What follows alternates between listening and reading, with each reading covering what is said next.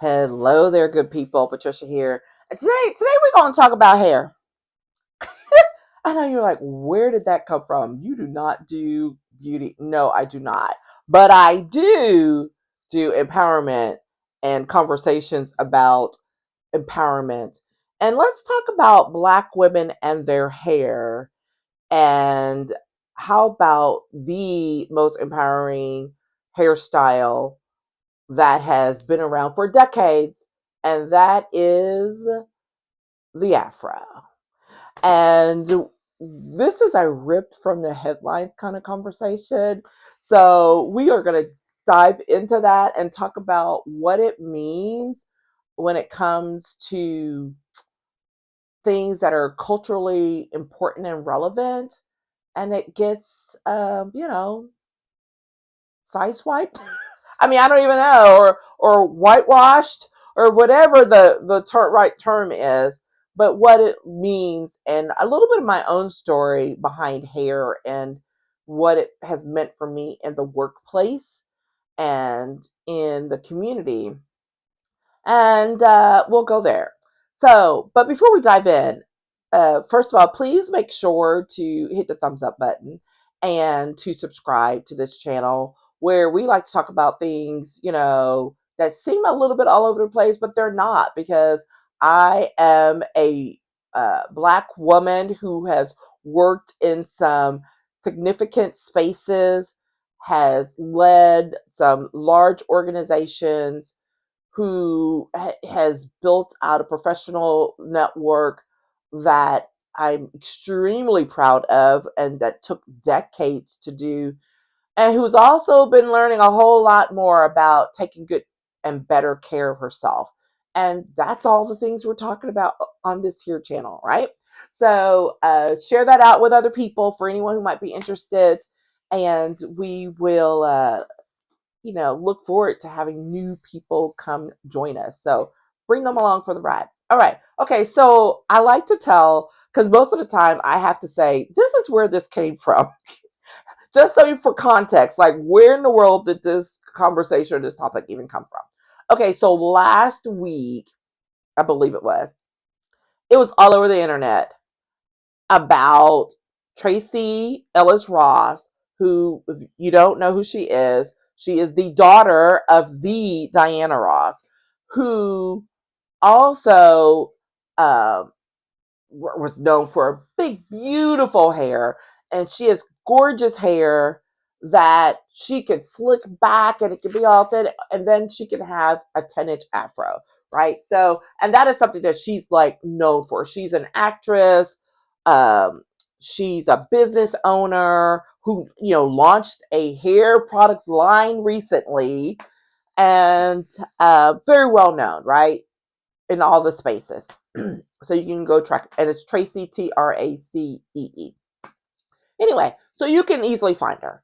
Well, apparently Tracee did a Vogue shoot recently, and by recently as in it was published recently.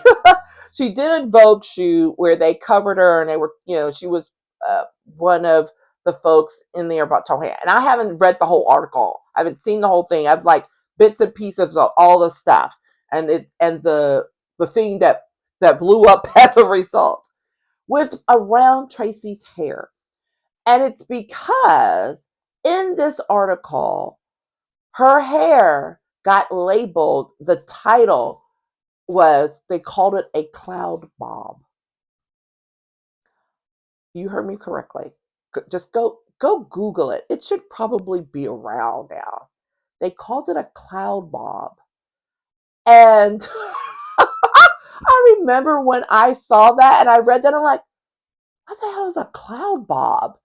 And I'm like, because a bob for Black women is, straight like this, you know. And what is a cloud bob? I was like, wow. So people were going off. They're like, yeah, no, it starts with an A and ends with an O. It's called an afro. There's no such thing about this look. Like, this is a hairstyle that is not just unique and known for Black women, but unique and known to them for historical reasons, especially in the 60s and the 70s when it was associated with the Black Power movement.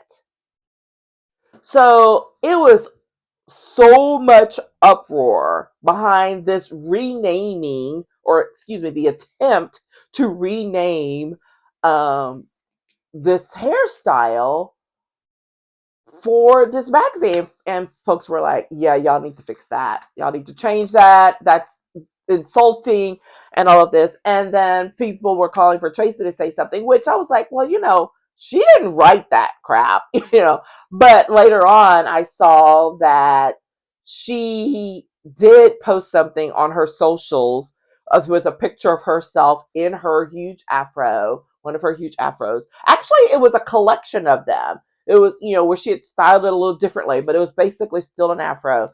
And she just said, afro. just for clarification, like she knows what it is.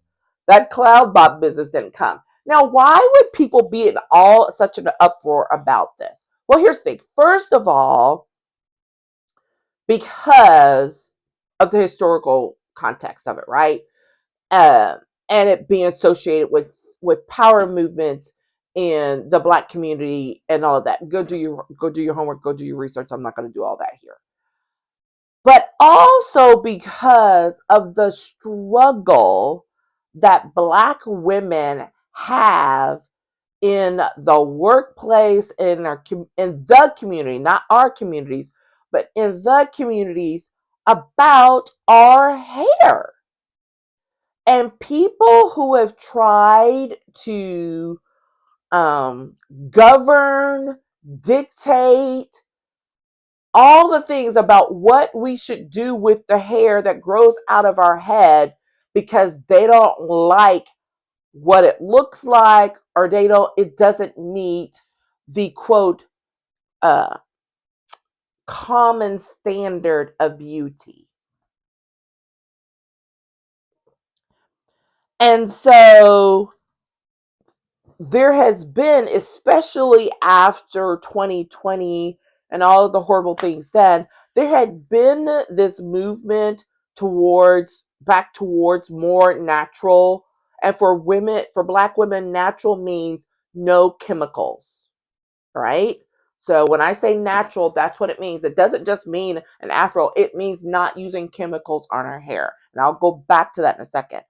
But to it's been happening over some years of a movement, a larger scale movement towards more natural hair styles because it's better for us, it's healthier for us, for the most part.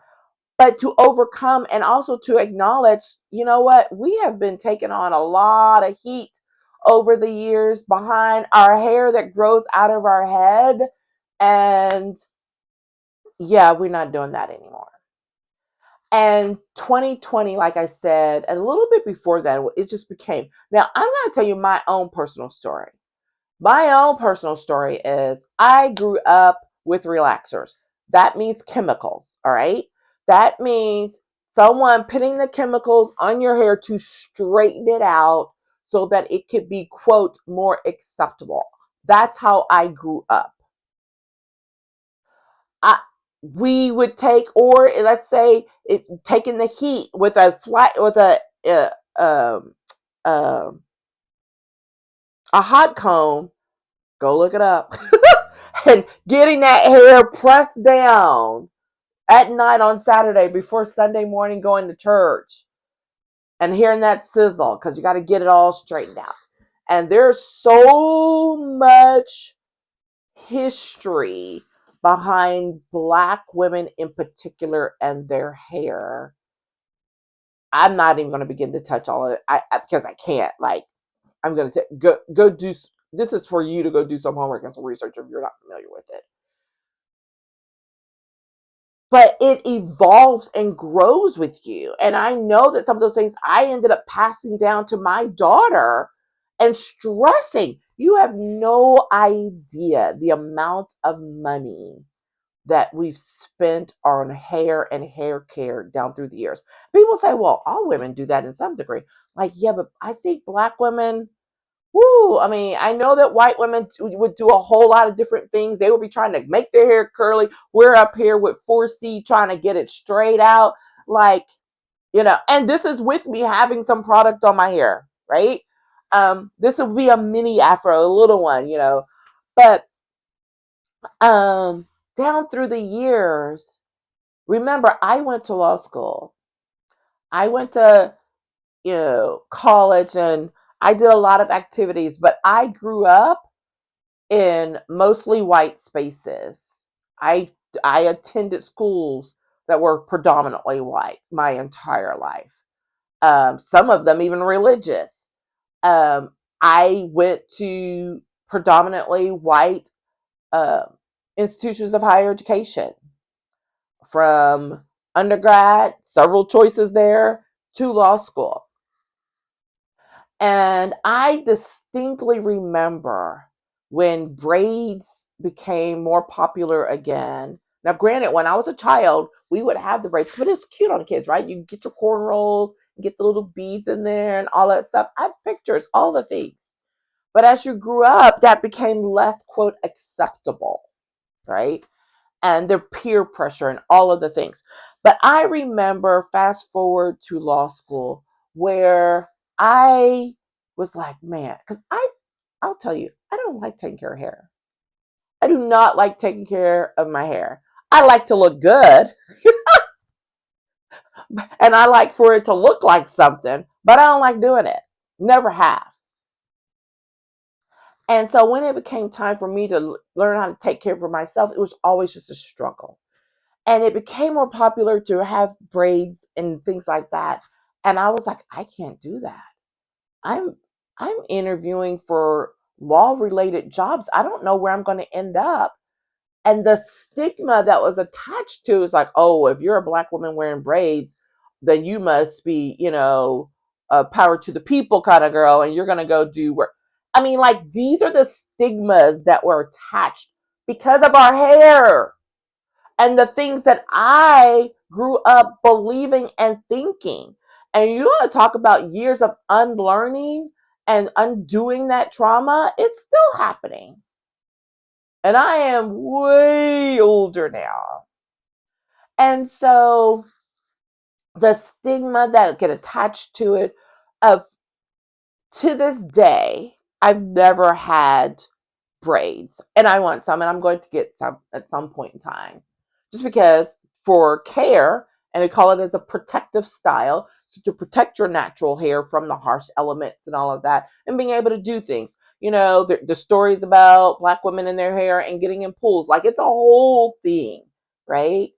And living like that every day of my life because of the way my hair grows out of my head and how I would approach it, and making sure my hair looked just right if I was going to be going to a hearing or going to work at the Capitol or whatever I was doing for business purposes, all of that, and how it's going to come across on camera. And oh my gosh, all of the things, y'all, all the things.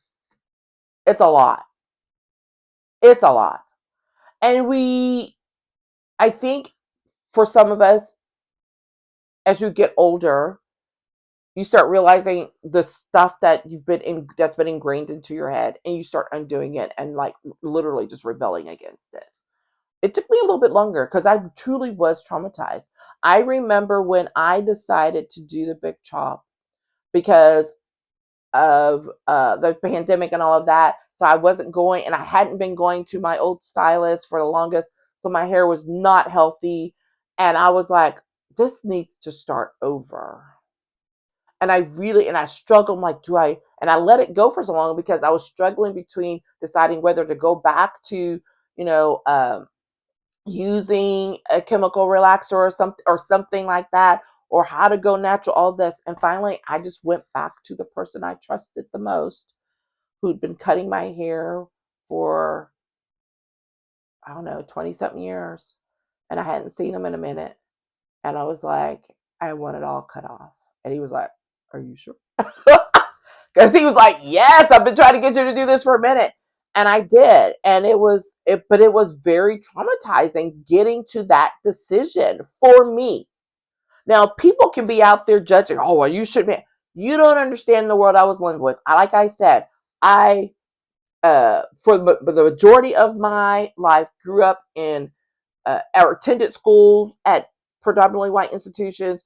I went into a predominantly white, male dominated career path as an attorney. I was working in the legislature. There were lots of things that were just piling on. And for me, also being definitely a bit of a people pleaser and trying to be, and definitely a perfectionist and trying to do all the right things. Yeah, for me, that didn't work. And I know that that was the case for so many other people around me because they were doing it. They were making the same decisions. And being able to have open conversations about your hair and not be judged by, I mean, like, y'all, come on here.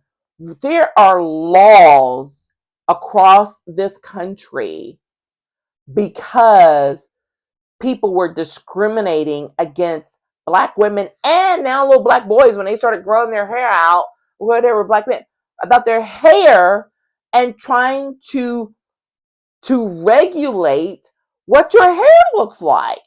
So like you have to create a law. It's called the Crown Act. Go look it up. Laws to keep people from discriminating against you because again of how your hair grows out of your head. So yeah, it's a real issue. It's an issue of empowerment. It's an issue of of workplace bias and things that people need to be aware of and take seriously. And Cloud Bob does not take us. That's not serious. That's not serious. That's insulting to not just the Afro itself, but to everything that Black women have been through in this country behind their hair. Please. Every time I get a little worked up now because I'm like, okay, there's stuff I'm in this in between stage. If I were to actually go get my hair, I mean, like, there's a lot of hair up underneath here, y'all. It's just, it scrunches down. It's called 4C. Gets really tight curls, really, really tight. And there's something I will do, but I will not. I will never. I might get a blowout, but again, that's no chemicals. Might be some heat. I'd like a trim because I like a little pixie cut. So, and I will go to my guy again, maybe someone else, but uh, I know what I would do. But I would do it for me, not concerned anymore about what other people think. Not concerned about that. Because here's the reality.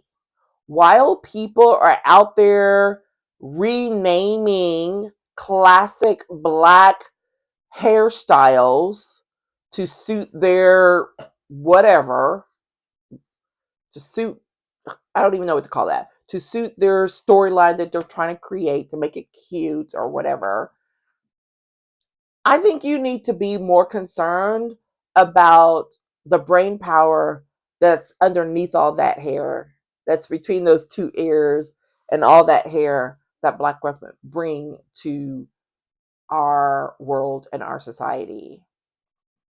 How about that?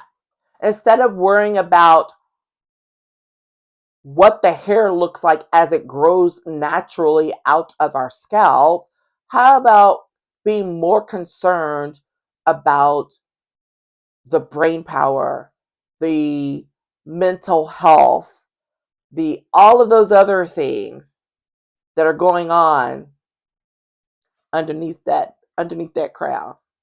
Let's talk a little bit more about that and how we have to come to the room prepared for whatever bias is going to hit and be like, yeah, okay, but here's why I'm here. because that's really and truly what's more important. Tracee Ellis Ross with all that beautiful hair, that on one hand I'm like, oh my God. And just before I say I would love that hair, I'm like, no, I would not, because I'm not good with hair, right? Um, but let's talk about who she is as a person.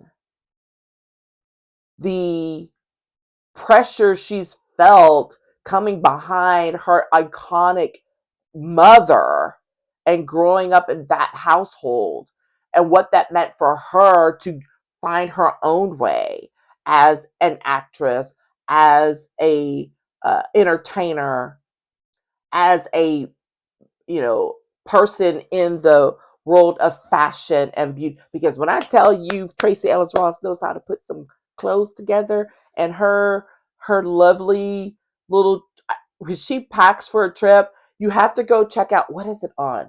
I don't think it was on Netflix. She had a little series that I need, a limited series that came out, I don't know, it was a year or so ago. I'll look for it and put it in the clip, in the a link to it in the, it might be Hulu. But in any case, loved it because the sharing of who she was, who she is as a person, and everything she goes through because she cares about fashion and how she presents herself, and all of those things, and packing. Oh my God, there was so much more connection there. And guess what? Her addressing her hair on those trips is part of the process. Like literally, she's like, "Yeah, I have these braids for travel, and I've decided I don't want them. I'm taking them out." And she's on video showing her taking these braids out. I was like, yes, let's talk about that authenticity there, while she's also using the product from her new hair care beauty line. So yeah, let's talk a little bit more about all that power that's floating through the brain, through the activities, through the experiences that we bring, and not so much about whether you like how the hair comes out of our head, and if you have to rename it to make it more, quote, suitable for your personal purposes. That's it. That was a rant that I didn't intend necessarily to go where it went, but it did. It needed to. And another, part of that story was recognizing part of my journey in shifting my own thoughts and unlearning came honestly as a result of my daughter. Because from the day she was born, my daughter had issues with her hair. And I was obsessed with making sure that she had a head of hair. Like literally my goal was, I need this girl to graduate from high school with hair in her head. And her complications came as a result of being highly, her immune system, and being highly sensitive to the asthmatic drugs that she would have to take when she'd had asthma attacks and things like that. They literally affected her hair and like made her hair fall out. And we were dealing with that. And the combination of that with chemicals that we have been trained to use on our hair, like that was bad, unhealthy. And so there I was, taking her off, like weaning her off of that stuff and going natural. And because I didn't know what it meant to go natural, I literally taught myself. Why? Because I need to take care of my baby girl. That was it. And that journey, and teaching her how to care for her hair in its natural state, and her exploring and learning those things, and literally me learning from her in that process. And that's how things come full circle. I told you it was really about a story of empowerment. It's really a story of empowerment, and taking that power back about something that's personal to us and means way more than most people could ever really and truly understand. Okay, I'm done now. I'm going to have to rename this whole little conversation because it just went a whole other place, and I am good with that. Okay, if you have some comments, some stories about your own hair journey, where are you with your own hair journey as a Black woman? Or, if you're of another ethnicity or race and you have issues or concerns, I'd love to hear about it because there are things that happen and that affect us as women in particular that goes back to how empowered we feel in showing up as our authentic selves as opposed to trying to put on some, not just some face, but some persona and putting all the things together so that it can meet the approval of some imaginary or non imaginary person out there, but is not really building up ourselves. There's an empowerment story there. I told you. All right.